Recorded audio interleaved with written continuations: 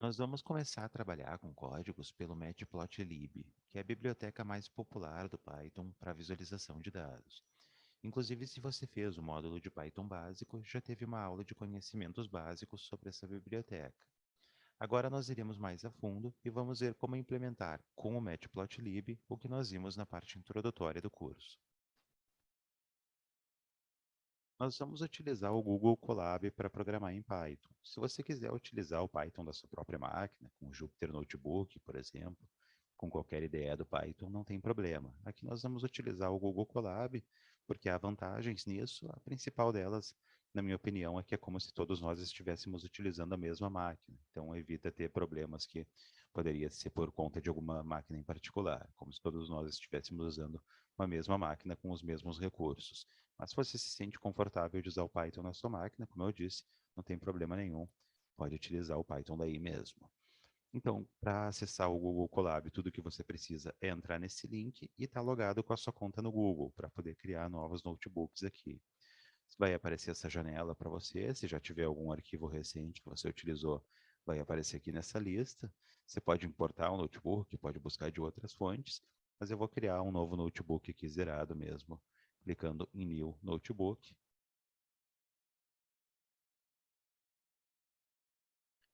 E aqui eu vou mudar o título para Matplotlib. Ok, então com esse arquivo zerado, nós vamos começar a trabalhar com o Matplotlib. Vamos dar os primeiros passos, então, no Matplotlib.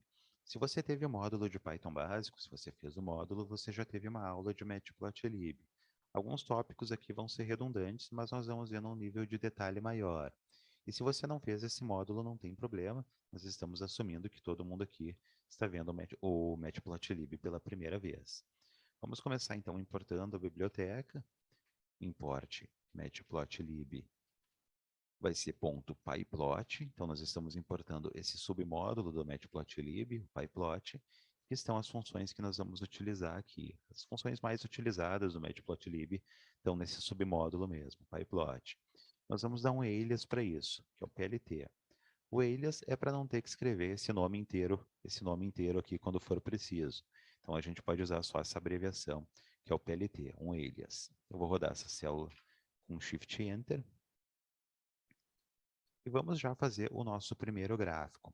Então, vamos supor que nós estamos correndo todos os dias da semana. Você está fazendo corridas todos os dias da semana e você quer ver isso graficamente. Você quer observar, por exemplo, se tem alguma tendência, se você está correndo mais, está correndo menos. Enfim, você quer fazer a visualização gráfica das suas corridas.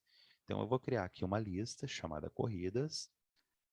Você fez os registros de domingo a sábado, 7 dias dos 7 dias da semana. Então, no domingo você correu 8,2 quilômetros, na segunda 5,9, na terça 6,5, na quarta 6,1, na quinta 4,8, na sexta 4,6 e no sábado 3,9 quilômetros. Então aqui estão os registros do quanto você correu em cada dia da semana. Só vou dar uns espaços aqui para ficar mais legível. Ok. Então agora nós queremos representar isso graficamente. Um bom gráfico para mostrar valores em sequência é o gráfico de linhas. O gráfico de linhas é um gráfico do tipo relações x e y. Então no eixo x ficam, no caso, os dias da semana, domingo, segunda até sábado, e no eixo y ficam os próprios valores. São mostrados através de linhas. Para fazer isso no Matplotlib é muito simples. Nós usamos, inclusive, a função, por assim dizer, mais básica do pacote para gerar gráficos, que é a função plot. A gente vai usar aqui, então, o PLT que nós criamos, ponto .plot, e tudo que nós precisamos jogar aqui dentro é essa nossa lista, corridas. E já está gerado o nosso gráfico. Para exibir só a gravura e não isso aqui em cima, nós podemos no final da célula colocar um plt.show. Ele vai exibir só a gravura. Beleza, já está aqui o nosso gráfico de linhas. Uma observação comum no gráfico de linhas é ver a tendência, né, que claramente tem uma tendência de decrescimento. Tendência é um padrão que se observa a longo prazo.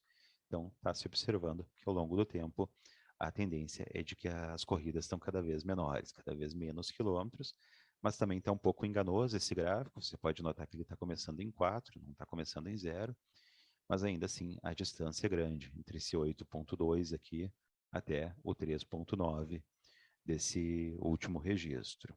Ok, a gente fez aqui então um gráfico básico, ele ainda não está tão bom. Por exemplo, aqui embaixo nós poderíamos colocar quais são os dias da semana. Enfim, tem muitas coisas que podem ser ajustadas aqui, pode ter um título, pode ter uma descrição melhor do que esse gráfico representa. Então nós vamos agora ver como detalhar esse gráfico para que fique melhor a visualização.